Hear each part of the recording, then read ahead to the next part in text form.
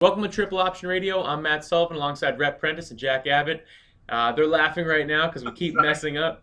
But hey, we're going to be talking about Lions and Saints. We're also going to be talking about the Saints and 49ers this weekend and predictions. Good matchup for the Saints and Lions at the beginning of that game. Then they kind of slipped up. Saints took that one at the end. What was your initial thoughts, guys, on the Lions-Saints game from last weekend? This game really reminded me of the Bengals and Texans game that happened, just hours before it. Both these teams showed that they've got a lot of firepower on offense. They were trading blows in the first half. But again, I think it just showed, Detroit, while they got a lot of talent, they have a great quarterback and they got some great playmakers. They're lacking the experience. You saw it when they dropped 3 potential interceptions. And then you saw it when they would, miss those opportunities the Saints right away struck. And I think it was just, it was a sign between where one team ends and where the other team is. Yeah, and I think if you look at the quarterback performances for each of these teams, Matt Stafford, 380 yards, 3 touchdowns and 2 picks. That's kind of what he's done all year. A lot of points, a lot of yards, and a few turnovers. And then you look at Drew Brees, over 450 yards with 3 touchdowns and no interceptions. And that's really what Brees does too. And it's just it took the Saints a little bit to get into the game. The Lions had to kind of punch him in the face first, and then they rose up and 35 points in the second half that's what the Saints do, and I think they're going to do this throughout the playoffs. I agree. The Lions, they just make a few more mistakes. Saints, they take advantage of those mistakes. Those 2 interceptions killed Stafford, killed the Lions, but they got to a great start, and then, they did fade off in that second half and then the fourth quarter. But Lions are young. Like, they're going to be back in this scenario next year. They'll be there, absolutely. So I see them making a run at the Super Bowl in the next 5 years, 100%. It's just they didn't have it this year. They're too young, too inexperienced.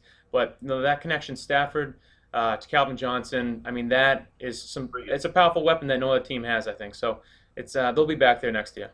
And then Stafford is going to put this team on his shoulders over the next couple of years if they are to develop into, the Super Bowl contender you just talked about, Matt. But I think they got to get Stafford some weapons to move forward. He's got Calvin Johnson, Megatron, and he's got some young running backs, but I think they need someone else besides Titus Young to really step up. Nate Burleson is kind of good, but I think that's why they stalled now because, Stafford is good. He's not perfect. And to beat the Saints, you have to be perfect. And perhaps they give him a few more weapons and, they can put up a few more points when they need to. I think they need a defense more than anything.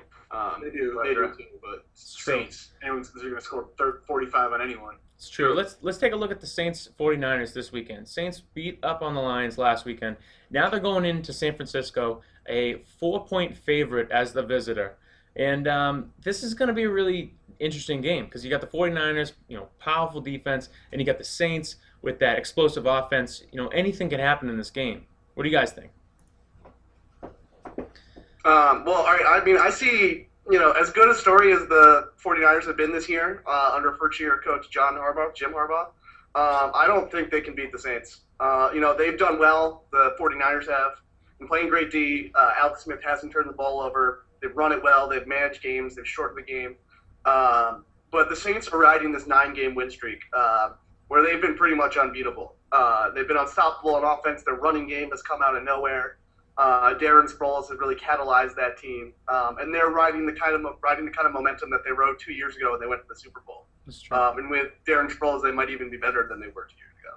And I see this Niners team as a team that perhaps is going to struggle because of the bye week.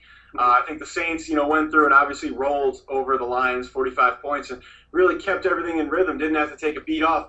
Alex Smith, he's 4th, 5th year in the league, but this is really his first year having success. It's going to be tough, with the bye week right when you're trying to be peaking to pick it up after that. And I think they may struggle the most from having their rhythm interrupted. Yeah, I think it's going to be a similar game in the scoring at least to that last weekend's Lions game with the Saints, is that I think the 49ers are going to have a little edge in the first half. They'll look good at home, but I just think they're going to lose it in the second half. You can't hold Drew Brees back right now. The man is just hitting the open receiver. Even if the receivers are covered, he's still finding a way for them, to find the ball and make the catch. So, and Alex Smith, he's not going to be able to keep up. He just, he'll find a few things here and there. Frank Gore will, get tons of carries, but I just see Saints running away with this one. They Yeah, cover I the think spread by the 10. 49ers have really thrived on taking advantage of other teams' mistakes, but I don't see the Saints making those mistakes right now. The Saints don't make them, but if they do, I mean, the Niners are a team that can capitalize them. Oh yeah, no, I mean the Niners have thrived all year by being, teams have let them hang around, and then they've taken over late in games when it really matters. Their defense has kept them in it, and it'll keep them in it for a while in this game. But Does it matter? Do you guys think that the Saints are playing outdoors, not in a dome right now? I don't really think so.